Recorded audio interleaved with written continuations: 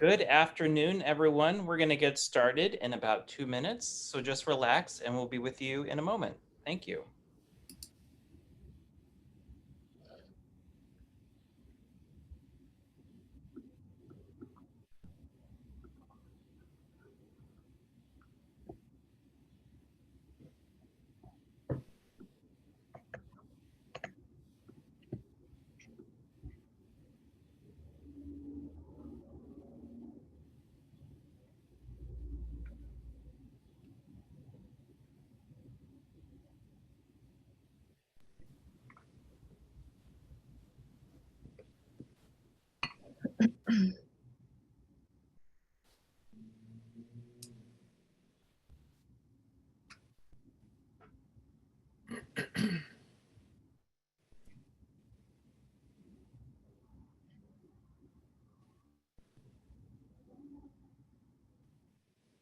Okay, we're going to go ahead and get started today. Good to see everyone back for this webinar with Penn Creative Strategy. Today's topic is all about partnerships and collaborations. For those that may not know me, my name is Michael Ibrahim, Program Manager here at the Mass Cultural Council, and we are super excited to wrap up our series of the Recover, Rebuild, and Renew efforts, talking about how to build and the essential ingredients of what partnerships and collaborations are. I'm sure Marita and Molly will let me know that those are two different things, probably. This workshop is part of our series. We're at the end here at the end of June, where we've focused on financial management, board, legal, human resources, advocacy, you name it. So we've got about 46 webinars that are all available on the Mass Cultural Council YouTube channel, and a capacity building toolkit that will combine all of our videos and our worksheets and our presentations and everything we've collected over the last 5 months. And it'll be available on our website coming up in a couple weeks. So be on the lookout for that. Joining us today are Molly Penn and Marita Phelps from Penn Creative Strategy. They're going to get started in just a moment, but a few ground rules as we get started here. If you just want to say hi in the chat with your name and your organization that you represent, or if you're an individual, you could say that too, just so we can give a little wave. This session has automatic captionings. If you've been to our webinars or meetings already this year, you know that we have this on all meetings and webinars. If this is distracting for you, you can minimize that in the hide subtitle settings at the bottom of Zoom. If you need additional accommodations when you register for a Zoom meeting or webinar with Mass Cultural Council, just let us know when you register and we would be happy to do that. Molly and Marita are going to have a session that involves questions and answers. So feel free, if you have questions, to put that in your Q&A section. We'll leave the chat for some resources and other materials and to say hi right now. But if you've got some questions that you want to send to our facilitators, the Q&A is the way to do it. You can also be anonymous. If you don't want to identify yourself or your organization, you have a feature to be anonymous with a Q&A. Molly and Marita and I talked already. We have decided to shorten today's session from an hour and a half to an hour. We feel with Zoom fatigue and nice days outside that we have, an hour is pretty much the tolerance that people have for Zoom, me included. So we will be for an hour instead of the hour and a half today. The session is being recorded and will be available on the YouTube channel. You'll get an email from me when this is ready. We also had a financial version of this webinar Tuesday of this week with a nonprofit finance fund, where we dived into the economics behind partners and collaboration. So I'm going to send you both of those recordings when they're available, so you can kind of see it from both ends. With that in mind, I'd love to turn it over to Molly and Marita. Thank you, Michael, and welcome everyone. We're really glad that you've decided to join us for this webinar today. My name is Marita Phelps. I'm a consultant with Penn Creative Strategy. I use the she, her pronouns, and I'm zooming in from Brooklyn, New York, which is the native land of the Munsee Lenape. And I'm Molly Penn, the founder of Penn Creative Strategy. I use she, her pronouns, and I'm zooming in from Manhattan, which is also the Muncie Lenape land. Great. So we're here to talk about how to forge effective collaborations and partnerships. We've just come through a really intense year, so some organizations did not survive, and others survived just barely, and some others continue to grow. This means that our whole ecosystem looks really different, and we may need to partner or collaborate with others to be effective at delivering our mission. So just to orient you to our philosophy about what makes a thriving arts organization, we want to introduce you to these gears. We believe that there are three things: that's relevance, innovation, and then the last one, which is social capital, meaning having a strong network of partnerships and collaborations. So, we hear these terms partnerships and collaborations a lot, and we don't always know what that means specifically. So it can be helpful for us to frame them in terms of the whole spectrum of collaborative activity that organizations typically engage in. So at the left, there's the informal ways of collaborating. That's things like communication and cooperation. Most of you probably do these things without even thinking about it. This type of collaboration is simple, it's straightforward, and it has the least amount of control and cost for your organization. So that means there's no real explicit rules and there's no money at stake. And moving, moving to the immediate right in the middle column, you have more formal methods of collaborating. So that's things like collaboration, partnerships, strategic alliances. And these are more formalized, where two or more organizations come together around a shared endeavor that's mutually beneficial. So this could be referrals if your mission complement each other, joint programming, or shared back office services. These are a bit more complex than just communication and cooperation, and they typically require a memorandum of understanding, or an MOU, which means there's an attorney involved and it has more costs and gives you greater control over the collaboration. And then moving to the far right, those are the various forms of merger, which is the most formal type of strategic alliance or collaboration. Typically, mergers start with an MOU and the intent to act in good faith as they pursue merger discussions and negotiations.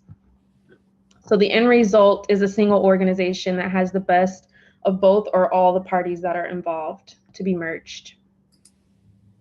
So today, as you know, we're going to be focusing on that middle section, which is where collaborations and partnerships land on the spectrum. So this slide shows the benefits and challenges of the different types of collaborations and partnerships. This list is based on the most typical categories of how organizations typically collaborate. So there's collaboration, administrative consolidation, joint programming, becoming a member of a service organization, and then finally fiscal sponsorship. These each serve a different purpose, and as you can see from the arrow at the bottom, they repeat increasing levels of integration. So all of this is just sort of emphasizing that collaborations exist on a spectrum of levels based on integration, control, cost, and complexity. So just to give you another way of looking at this is the dictionary definition of collaboration. So notice the words mutually beneficial and well-defined. Collaborations are not casual, they're very intentional, and they involve a mutual degree of accountability, responsibility, and resources, which is what we want to note. So if you are considering entering a partnership or a collaboration with another organization, we would advise that you start by doing your own work first. The more you know your organization and what you want for the collaboration, the better. So we say that you should start by assessing whether your organization is truly ready for this type of undertaking. So, first and foremost, it helps to have a very clearly defined purpose for the collaboration that you're seeking. What are you hoping to accomplish? Commitment at every level of the organization. Also sufficient time to make sure that you're conducting negotiations properly and structuring the collaboration. A welcoming future. Cultural compatibility is an aspect of collaborations that's often overlooked, and particularly now as organizations are taking public positions on racism, it is actually really vital. And then lastly, adequate funding. There may be unanticipated expenses that come up along the way, like facilitated meetings and things. So it's helpful to have sufficient funding that you're not going to get stuck partway through. So next, it's important to take stock of your organization's current capacity and how it's situated in the environment. One of the quickest ways to do that is by doing a strengths, weaknesses, opportunities, and threat analysis, which I'm sure some of you are already familiar with. This involves getting key stakeholders with different vantage points together to list the things that you do better than others, not as well as others, and the changes in the environment that are threatening you or providing you with opportunities. Having a good understanding of these factors as you approach the idea of collaborations and partnerships will help you understand both what you bring to the table and what you need from the collaboration. So we also advise that you spend some time taking stock of your assets, which is what you see here, this chart, this template. So these are the things that you bring to the collaboration or the partnership that make you a desirable partner. They also help you negotiate from a position of strength where you're very clear about what you have to offer to a prospective partner or a collaborator. We like to use this worksheet to ensure that our clients are thinking through all the various types of assets that they possess. So that's everything from real property to financial assets to intellectual property and social capital. And we are definitely happy to share this with you after this webinar if you want to utilize this template. And then finally, a last piece of internal preparation that you might include using is called a Macmillan Matrix. And this will help you analyze your current programs. So as you can see across the top, you score each of your programs on a number of criteria. And that's based on attractiveness. So meaning how easy is it to attract resources? How well does it fit with the mission, the competitive position, and then the alternative coverage. So that's meaning if people can find similar offerings elsewhere in the community. Then once you've filled out the matrix, it really helps you understand whether some programs would be best served by finding a partner. So once you do your internal assessment and preparation, then it's time to look outside yourself to identify prospective partners.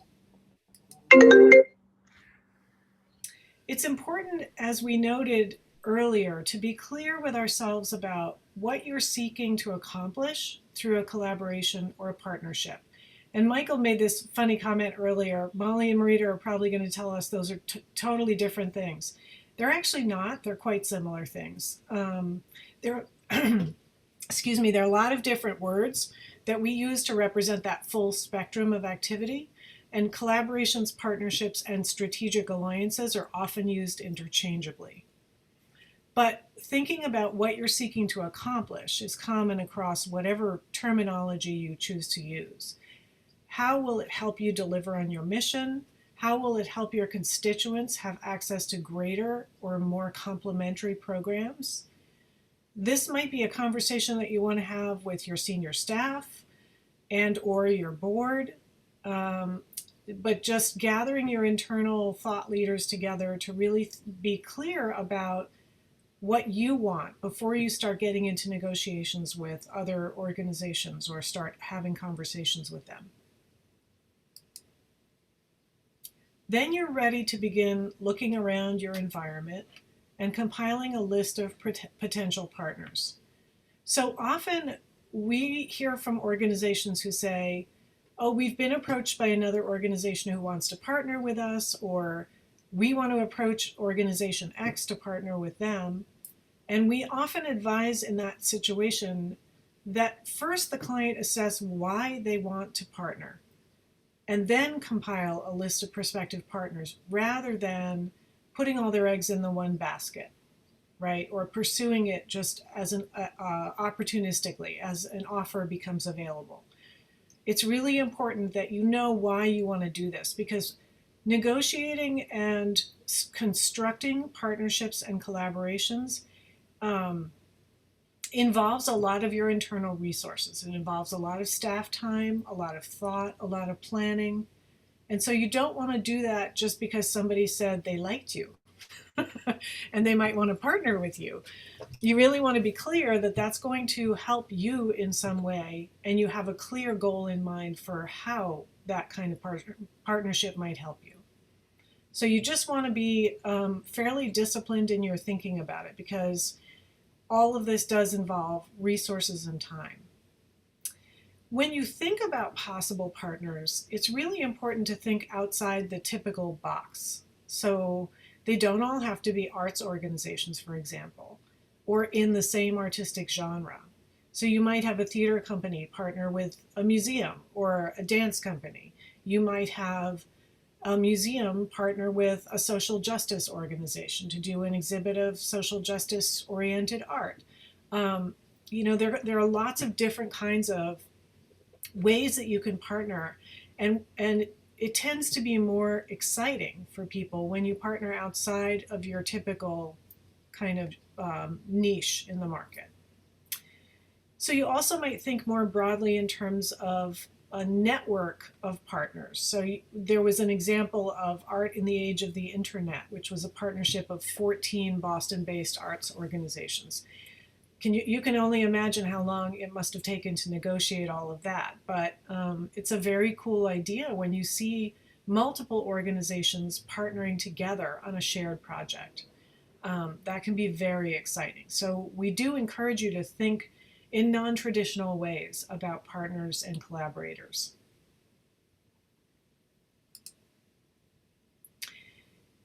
Once you have a list of prospective partners, you can rank them just in terms of who seems the most appealing given the goals that you have set for yourselves, and then you're ready to begin discussions with them.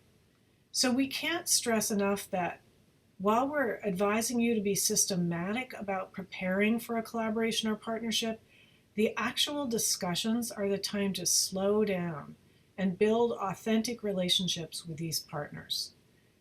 So it's all about, you'll see very quickly when you get into your first set of discussions around a collaboration or a partnership, that at the base of it all is trust building. It's really all about building the trust that they're going to be able to rely on you and you're going to be able to rely on them to do what you each said you were going to do, and to be accountable in the ways that you said you were going to be accountable. It's kind of like when you find a life partner, right? You want to make sure that you're both going to split the chores evenly and you're both going to celebrate the successes at the same time. It's the same thing with organizations. So you really want to start by evaluating their values and how aligned their values are with yours. So Marita mentioned earlier how important it is for cultural fit, and particularly at this moment in time where we are all being called upon to take a stance on social justice and racial equity and what we value in that climate. And so making sure that their values and your values feel aligned, or at least complementary, or not in conflict, right? That's really critical. And that's one of the first things you want to start thinking about. You also want to think about their reputation. Do they have a good reputation in the community? Have they gotten any blowback recently in the press? How might that affect your organization? So you're taking on their reputation as part of your reputation when you partner and collaborate with somebody. So those are all things that you really want to pay attention to. Their brand. How does their brand align with your brand? So this is all about trust building and establishing just the general fit between your organizations. And then it's as you enter into the conversations together, you really want to focus on openness and transparency. So leave yourselves time to explore and build that openness and transparency. And the little diagram on this slide just gives you some tips for how to build trust with other people, right? And it's really just about not breaking your promises, making a commitment to data security and privacy of the discussions. So that kind of, we always talk about the cone of silence, right? So when you're in discussions with an organization, making sure that everyone's signed on to the cone of silence until you agree it's the right time to start letting that information out in concentric circles around your organization. All of that stuff, right? And so if you say you're going to come to the next meeting with your finances, come to the next meeting with your finances, because this is all a test of whether the other organization can trust you and whether you can trust them. So it's really all about trust building.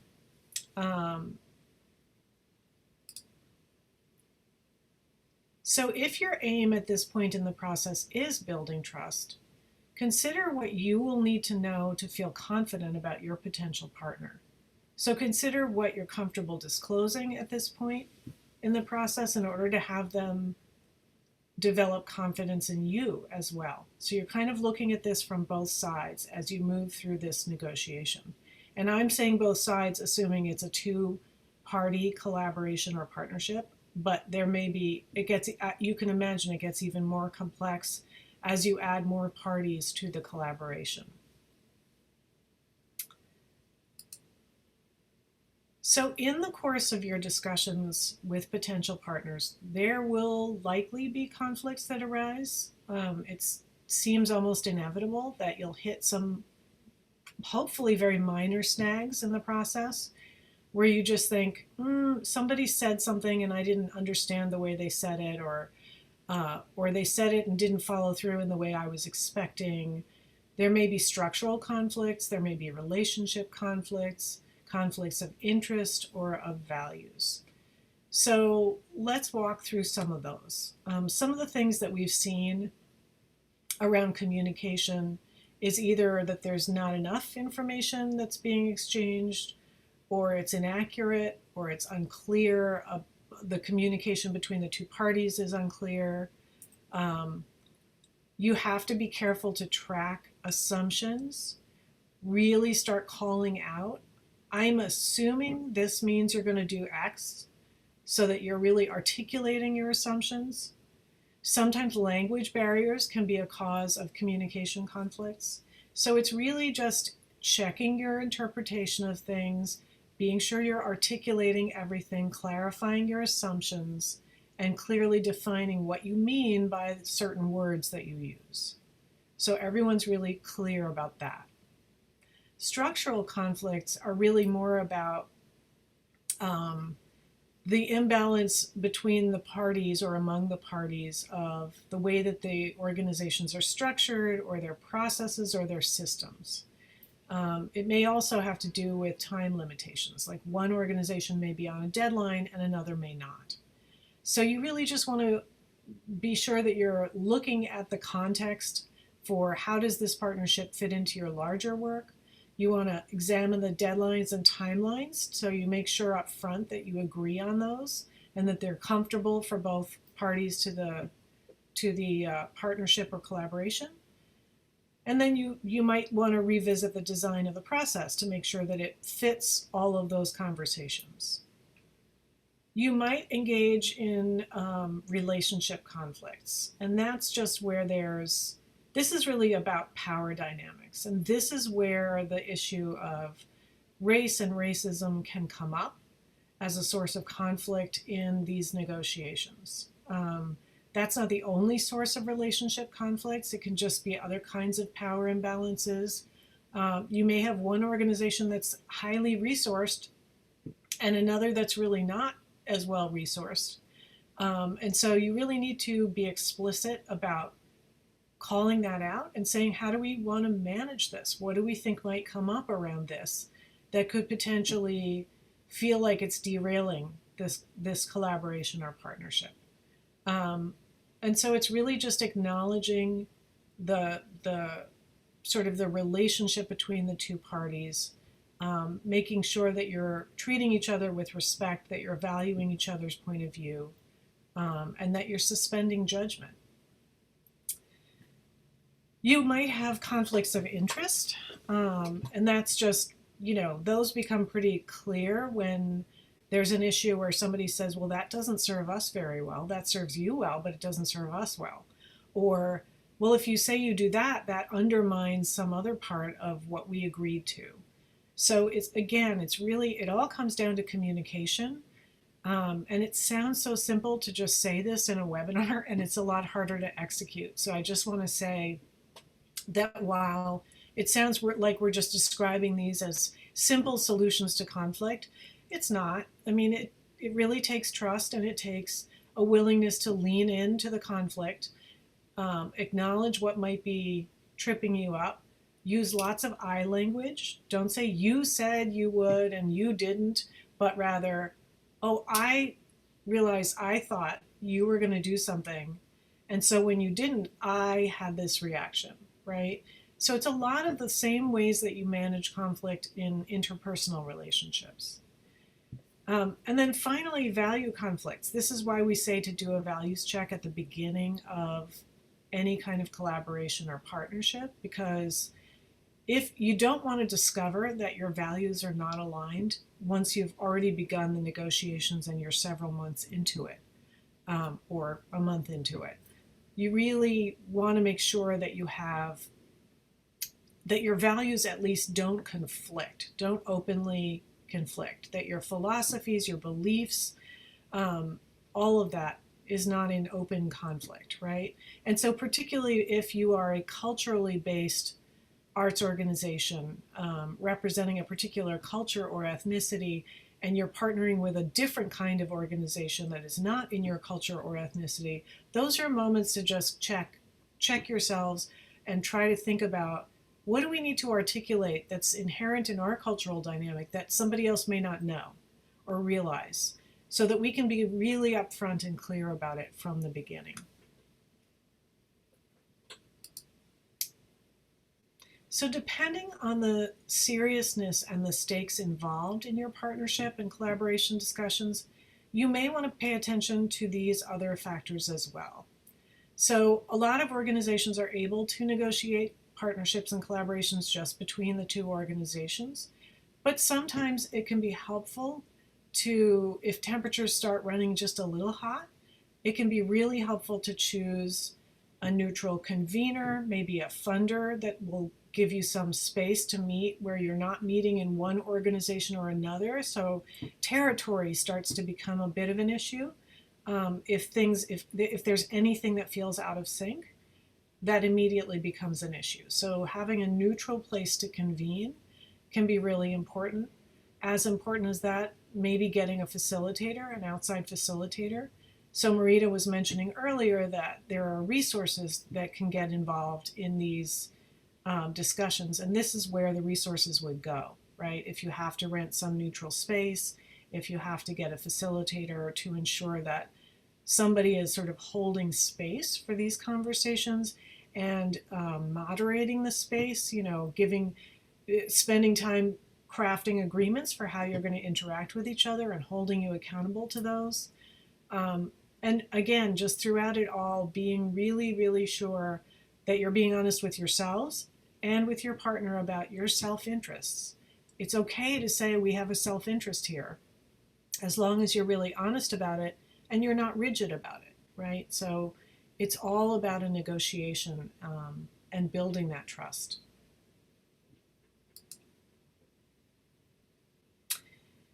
So when you've reached agreement on the core aspects of the collaboration or partnership, you'll need to memorialize it in a memorandum of understanding, or an MOU.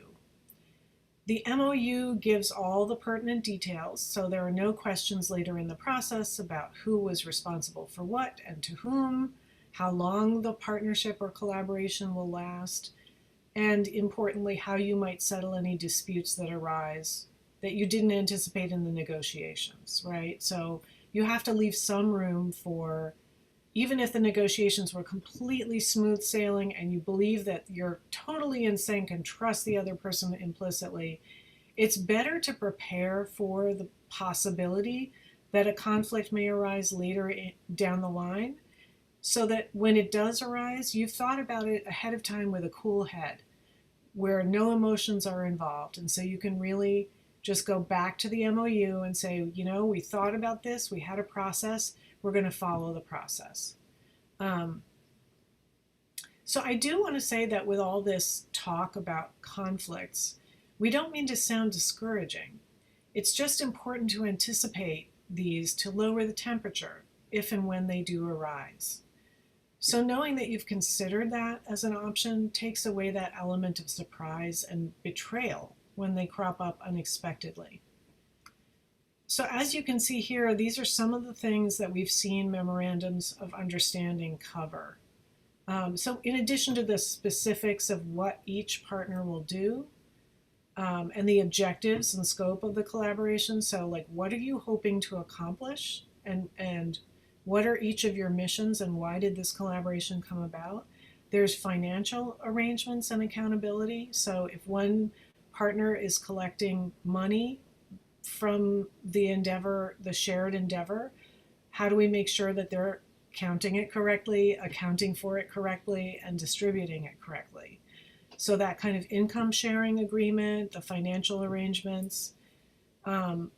If you're developing materials, who gets to own the materials, who gets to use the materials, and what are the terms of all of that for the intellectual property? So this is particularly true when you get two theaters collaborating, for example, or two dance companies collaborating on a project that's for the public, right? So there's intellectual property that comes out of that, and so who gets to own that and use it again in the future? And then how will you look back on the partnership or collaboration and understand if it was successful? What are the things you're going to measure? How will you measure those, and how are you going to collect that information? And then how do you get together at the end and kind of say, how did we do? How did this serve our disclosed self-interest? How did this serve your disclosed self-interest? Does this feel like something we might want to try to go further with? And all of that. And then finally, usually MOUs have a length of time that the MOU itself will be valid. So the idea is for it to extend beyond the life of the collaboration, so that should there be any conflicts that arise after the fact, especially around use and ownership of joint materials, you're covered by the MOU. But for example, maybe 5 years later, it doesn't exist anymore because it's long since over. And so there may be a time limit for raising issues related to the collaboration or partnership. So that's pretty much what we wanted to present to you. But what I want to do is I want to go back to the very beginning. Yeah, this slide, because there's just a lot in here, and I kind of want to sit with this with all of you for a moment. So something to notice on this graph is that the the vertical axis is the level of complexity, which really has to do with how much negotiation do you need to enter into, and how high are the stakes for that negotiation, right? So obviously when you're just communicating with another organization, that's really low complexity and really low in the stakes for the most part, unless you're gossiping and saying bad things about other people. And as you move up through this spectrum of activities, it gets more and more complex. And so they'll involve probably longer conversations, more conversations as they increase in complexity. Same thing on the bottom axis, the horizontal axis of control and cost. So it just stands to reason that as things become more complex, lawyers become more involved. And so you start having issues of control and cost. Obviously, when lawyers get involved, the cost goes up. Also, starting with collaborations and partnerships and moving to the right from there, you tend to have facilitators involved, and there's a cost associated with that, just to have kind of that neutral convener role. And so you can see that as you move along this spectrum of activities, things just the stakes get a little higher as you move along because you have more bigger issues. And when you get to the merger section, you're really talking about taking two organizations and merging them into a different new organization. So you're really talking about closing your organization as it existed before and reopening a new organization that is the result of the merger. So that's particularly the highest stakes and the most complex.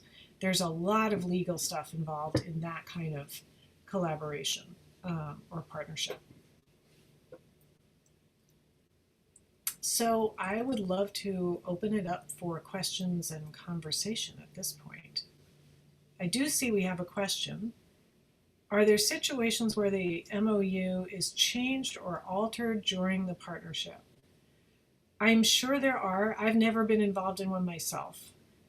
But I think it would just be a question of getting the lawyer back on the phone, getting both parties to the collaboration or all parties to the collaboration together to agree on an amendment to the MOU. So that it's always possible to amend any kind of contract or memo of understanding. So it's just a question of making sure that everybody who signed on to it in the beginning agrees to the changes.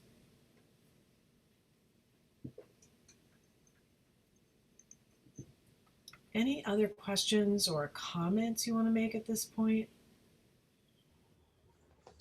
Molly, while folks are thinking of questions to ask, have you had an example in your work, and Marita as well, of a partnership and a collaboration that really has run its course for whatever reason, the organizations, maybe it's the individual leadership or the mission of the organization has changed, or one of those organizations, and some maybe not case study, but some examples of when you put this to bed.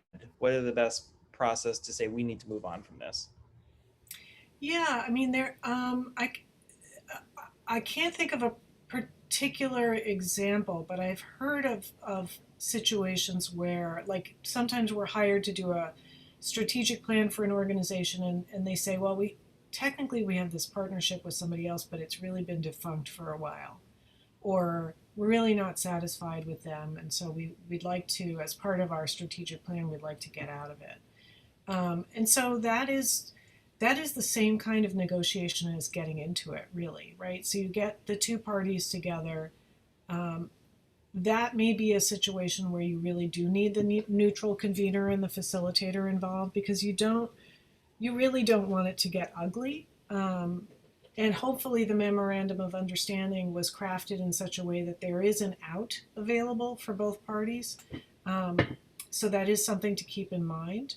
But it's just, again, negotiating. How will you communicate to the outside world the reasons that you're stopping this partnership? How will you communicate to the inside stakeholders why you're stopping this partnership? How, based on where you are in the partnership, are there any assets to divide? And how will those be divided, and intellectual property rights and all of that? And then it's a question of signing a new agreement saying this agreement supersedes the memorandum of understanding. We're no longer in a formal collaboration or partnership. Great, thanks. And I think we here at the Mass Cultural Council, we've had a couple examples of a collaboration and partnership in a way where several organizations, particularly seasonal organizations, so those of ours on the Cape, the islands, and the Berkshires, where they had a hard time filling a part-time position, like a box office manager. And so usually those positions are part-time, a couple hours a week. And that was really hard for folks to get employment, looking for full-time work. And so 3 or 4 organizations may go in together in a partnership and actually hire a full-time box office manager with salary and benefits and everything, in order, on behalf of the collective and the collaborative. So it created a full-time position for somebody, and then folks work together.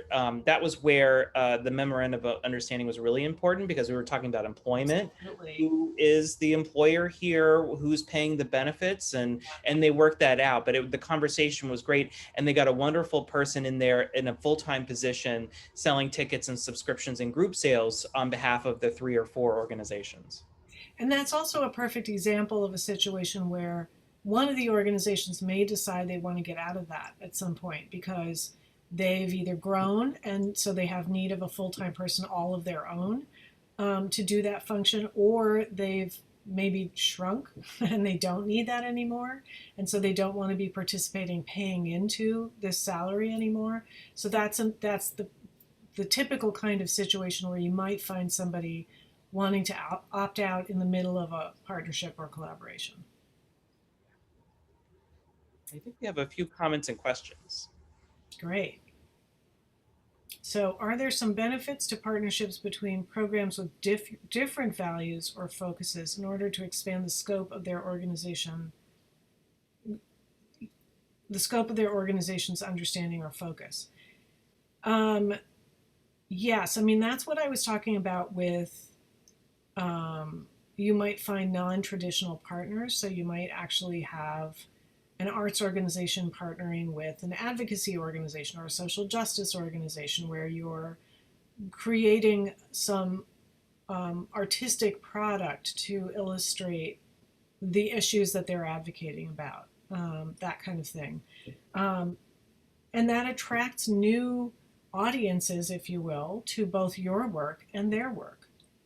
So that combination of your audiences may provide really fruitful for both organizations. So there are often these sort of non-traditional collaborations that can be really interesting and provide a whole new different kind of exposure.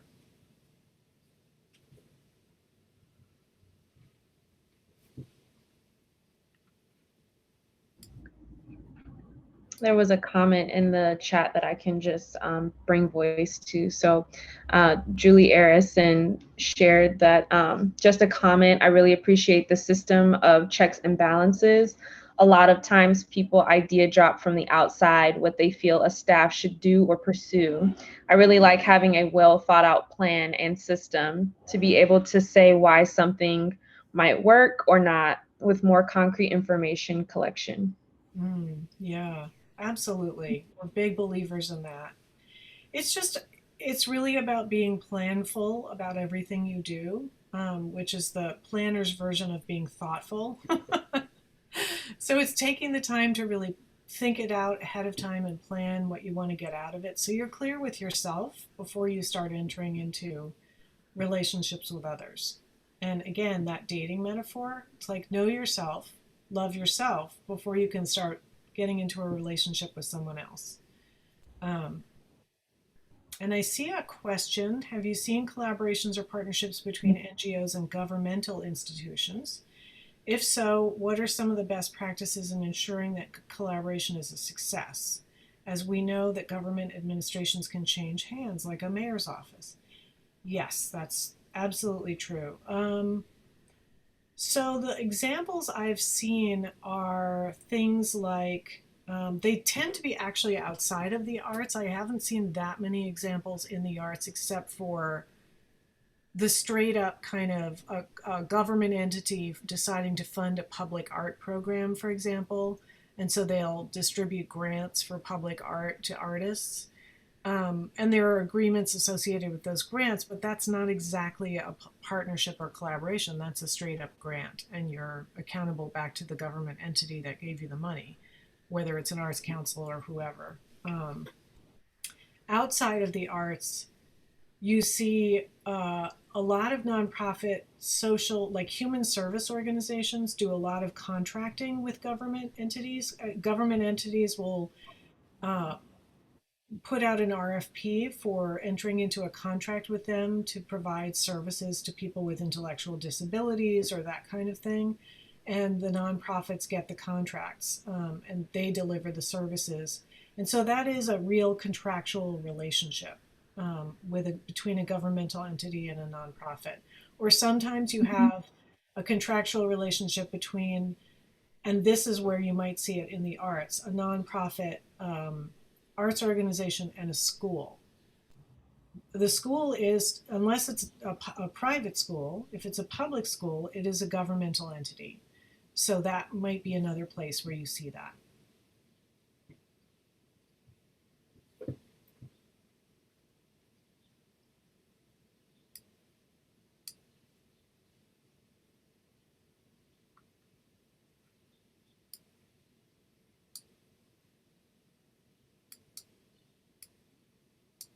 And it looks like we may have answered all the questions. The two of you were so good. I would just add, Mass Cultural Council is a government agency of the Commonwealth of Massachusetts. And so even though administrations may change, a lot of times staff within those agencies are there for a while.